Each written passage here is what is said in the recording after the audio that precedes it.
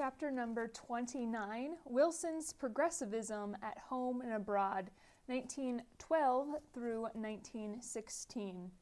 All right, so in the intro to this chapter, it reminds us that we had left chapter 28 with a cliffhanger.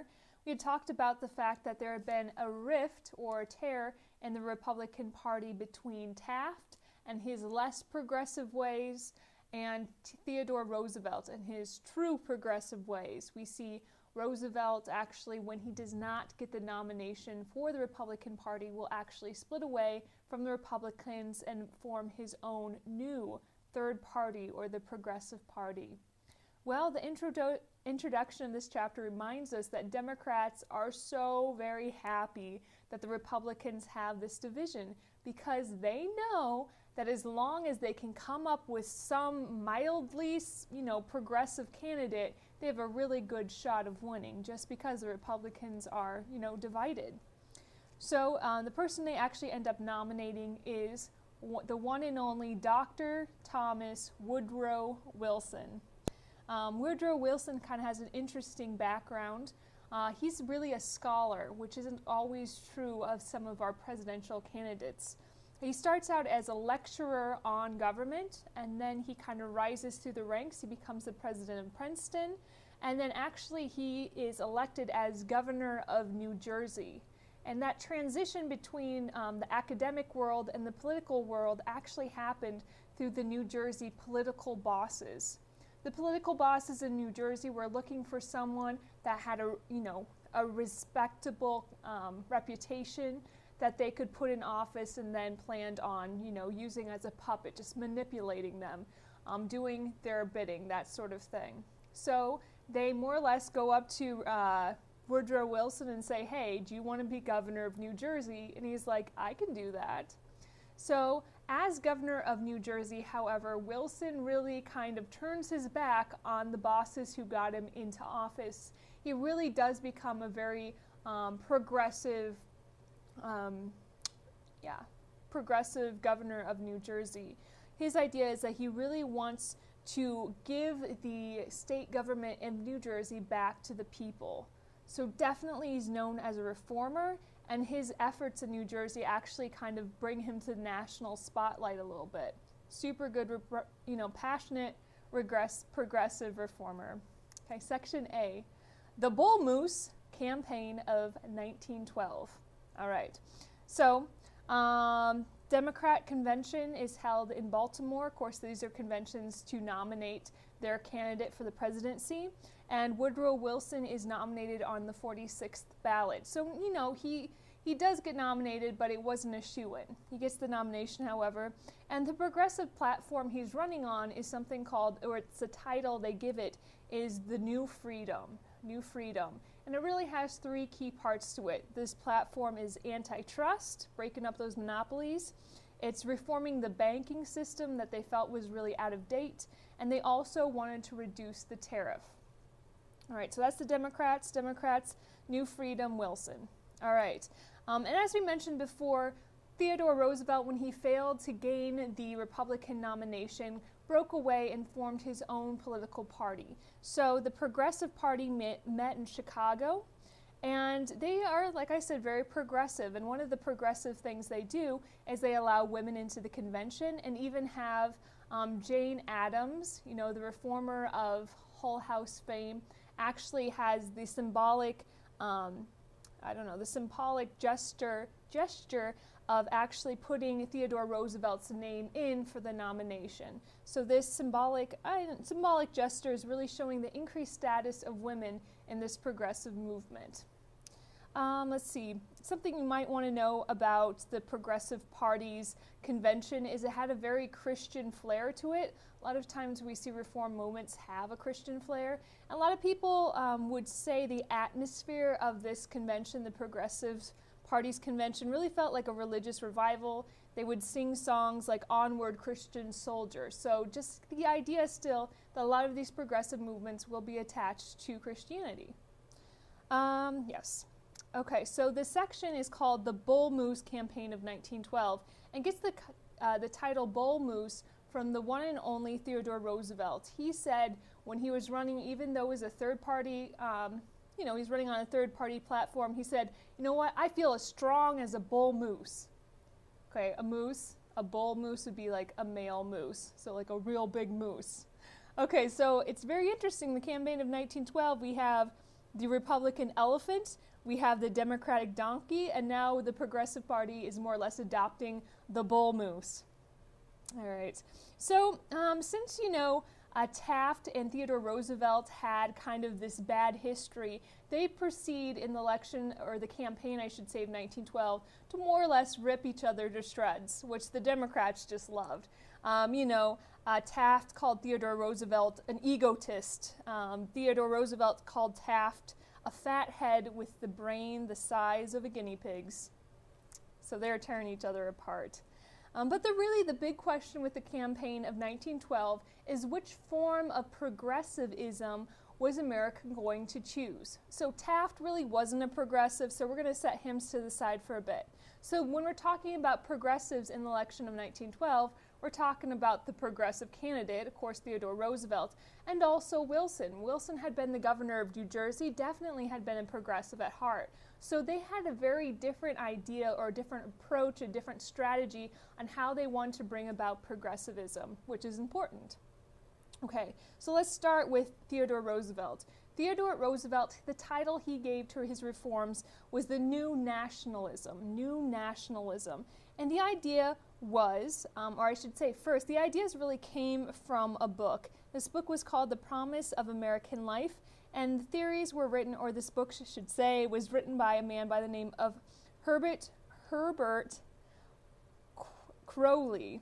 Herbert Crowley's book, 1910, The Promise of American Life, really set up the ideas that Theodore Roosevelt ran with, and these ideas were called the New Nationalism, making that clear. Okay, so what was the New Nationalism? The idea was it wanted to continue to allow trusts to be, but to regulate them, not dissolve trusts, but to regulate them, plus a huge social reform, a huge movement of social reform. So when I say social reform, what I'm talking about is, for example, passing laws that establish a minimum wage, passing something called Social Security that we have today, or social insurance, welfare programs, something to that nature. So Theodore Roosevelt, his brand of progressivism called New Nationalism, and it's really a program of social reform plus the regulation of businesses by government. So letting those trusts be okay as long as the government can tame them, can regulate them. All right, so on the flip side, the other progressive genre we can look at is Wilson's. And Wilson's idea is called the New Freedom. New Freedom, Wilson, another form of progressivism. And this was very, I'd say almost the opposite of TR. He wanted small businesses. So he didn't like trusts at all. So he wanted to see the government continue to dissolve trusts. And he thought once you could dissolve trusts, then you can let these small businesses more or less remain unregulated. So really small businesses break up the trusts, and really he never had anything attached to reform, or I shouldn't say reform movements, but there's no social welfare or anything like that in this platform. So they're you could say they're almost opposite ends of the spectrum when you're talking about progressivism. And the election of 1912 was rare in the fact that this is an election that actually gave Americans a very clear choice between different political and economic philosophies. This wasn't really a one-issue election. This wasn't an election of personalities. This is a very clear choice between different political and economic philosophies. So that made it very unique. All right. And as a side note, a pit stop on the road of history, we have to talk about an event that happened while Theodore Roosevelt was campaigning for his third term. He was on the back of a train preparing to give a speech to a crowd of about 10,000 people, and someone by the name of John Shrunk, yes, this is the only time in history the Shrunks make it into the history books. For those of you who don't know, my last name is Shrunk. So I guess probably one of my relatives, I don't know, John Shrunk, goes up and shoots Theodore Roosevelt in the chest. All right. A lesser man might have, gone to the hospital, but not Theodore Roosevelt. The bullet had actually he had a case for his glasses in his pocket and a copy of his speech. So while the bullet definitely did hit him, he decided that he was going to continue to give his speech. So after being shot in the chest by a man that I think he was just 7 or maybe he was 9 feet away, he decided that he was going to give his speech anyway. So he gave his speech for 90 minutes, an hour and a half. Then after his speech, he allowed himself to go to the hospital. He was out of commission for the next 2 weeks, but it really just shows his personality, right? He's as strong as a bull moose. He's not going to let anyone take him down. And he actually has the surgeons leave the bullet inside of him. So he had this bullet with him till the day he died. Yay, history. Wonderful. Section B, Woodrow Wilson, a minority president. All right. So when the results of the election come in, it's very clear that Wilson won. And as anyone could really see that coming because the Republicans had split their vote, clearing the way for the Democratic victory. So if you look at the Electoral College totals, it's very clear. Wilson gets 435. Next comes Theodore Roosevelt with 88, Taft with 8. And we'll notice that Theodore Roosevelt did beat Taft. So really, if there's a winner in the election of 1912, it was really the idea of progressivism. America was ready for progressivism. However, things get very interesting when you're not looking at the totals from the Electoral College, but you look at the results from the popular vote, or how many people actually voted for which president. And we'll see then, when we're looking at the popular vote, that Wilson only got 42% of the popular vote. That's why this section is called Woodrow Wilson, a minority president.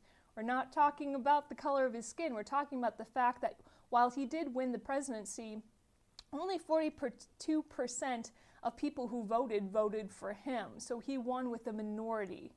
Other things to note. In this election, too, our friend Eugene Debs, the socialist candidate, the hero of the Pullman strike, he actually gets about 6% of the total vote, popular vote. He doesn't get any electoral college votes, but 6% of the popular vote for socialist parties, that's really saying something. And the socialists are definitely growing at this time.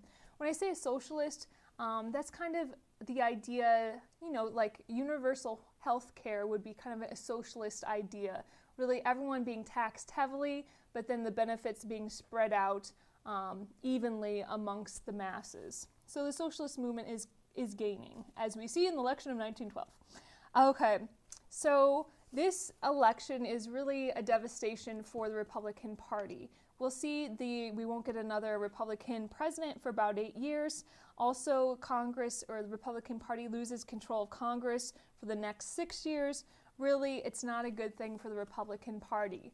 Taft, interesting enough, he actually, once he is done being president, he actually goes to teach law for about 8 years at Yale, and then he's appointed to be a Supreme Court justice, which is a job he's probably better suited at, and a job he was actually more happy with. So Taft actually retires to become a Supreme Court justice. Yeah. All right. Section C, Wilson, the idealist in politics. All right. So Woodrow Wilson, he's a Democrat. This is the second Democratic president we have seen since the Civil War. The first one, of course, being Cleveland. And this is the first president we have from the South in 64 years. So it's notable, right? I think he was born in Georgia, had moved around a bit, grew up in the Carolinas. So the South really did shape his ideologies. For example, the South had fought the Civil War with the idea that, states' rights, that each state should decide for themselves how they want to live their lives. So the idea of self-determination, each group, each peoples should be able to determine for themselves how they want to be governed. So that ideology that was definitely in the South at this time sticks with Wilson, and we'll see that kind of come up again when we're talking about foreign policies, when we're talking about imperialism. We see Woodrow Wilson definitely against imperialism because he has the heart of the South, saying people should determine for themselves how they want to be governed. Also in the South, that idea of Jeffersonian democracy, the idea that, you should be able to trust the masses. And we see Wilson really knowing, or really saying through his actions, that he does trust the masses. As long as the everyday people are educated and led, that he trusts the decision of the masses, that they have power. And we'll see that time and again with Wilson. Other things that shape him, his background, his dad had been a Presbyterian minister, so we see he's very pious, but also a very good speaker. He's very, very, very educated, like we said before, and he's very persuasive, not in, a fist-pounding, Theodore Roosevelt, take you by the collar and shake you around a bit way, but just sincerity, intelligence, moral appeal. Very educated, very much a wordsmith, and we'll see his speeches really take root, especially in the Congress. Like I said before, he was a student of the government. He started his career by lecturing about the government, and he felt his idea was that Congress really couldn't become effective unless they were led by a strong president. So he's also going to take kind of leadership over the Congress, and a certain extent, as much as one can. And we'll also often see that if he wants something changed in government, if he wants to see a law passed, he won't go to congressmen themselves. He'll kind of skip over the congressmen and appeal to the masses, appeal to the people for whatever reform he wants to have made. His personality while in person, one-to-one on person-to-person level, very warm, very witty, but the scholar in him kind of came out in his public life. People really kind of saw him as cold and standoffish. He really kind of looked down upon people unless they were scholars themselves. So when he'd be talking to journalists and even some senators he felt weren't very educated, he kind of treat them like they were beneath him. He's just very uncomfortable around anyone who wasn't a scholar. Just didn't, and you have to think this is just two very different personalities back to back. Theodore Roosevelt definitely had the touch, the common man, a lot of political skill. And then we have Woodrow Wilson, which is very intelligent, but like I said, just kind of looked very standoffish to folks. Anyway, so this section was actually called, let me say it, Wilson, the Idealists in Politics. So when we're talking about an idealist, someone who has these ideas and wants to see them become realities. And he worked fast. He went right to work to pass his, his platform. And something else to keep in mind, an idealist, he was the son of a Presbyterian minister. He saw things as either being black and white, right or wrong. He really wasn't willing to compromise at all. So people kind of saw him as stubborn a little bit because he was going to do it the right way or not at all. All right. Yes. All right. Glorious. Section D. Wilson tackles the tariff. All right.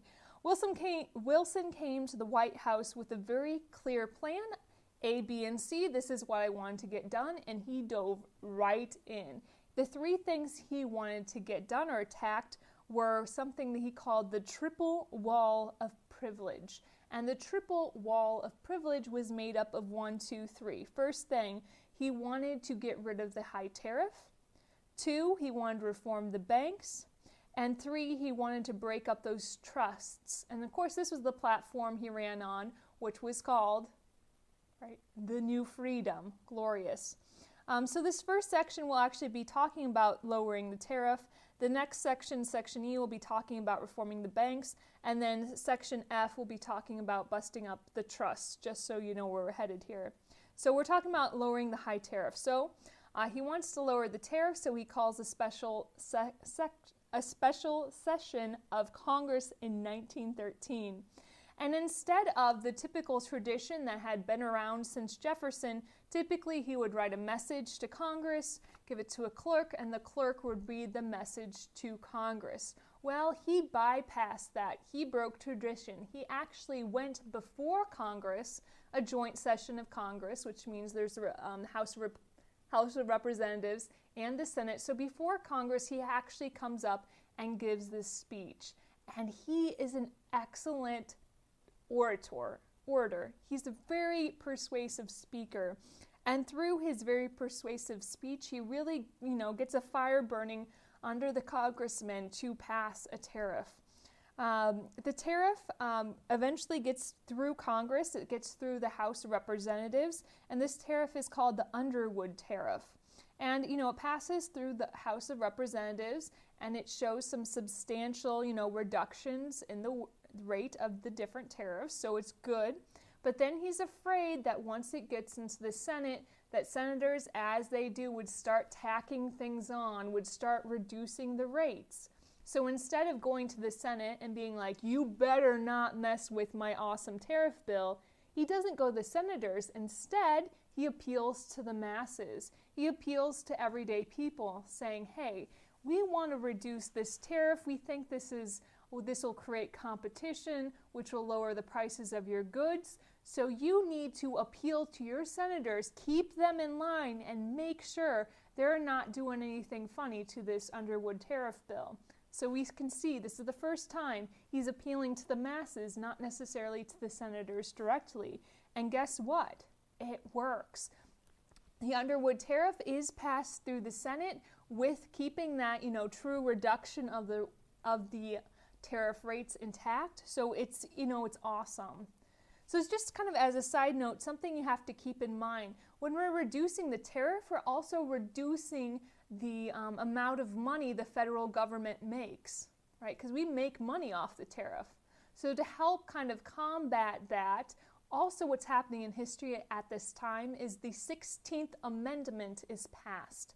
The 16th Amendment, more or less, says it's okay to have a graduated income tax, which means at this time that any family earning over $3,000 would have a special tax placed on them.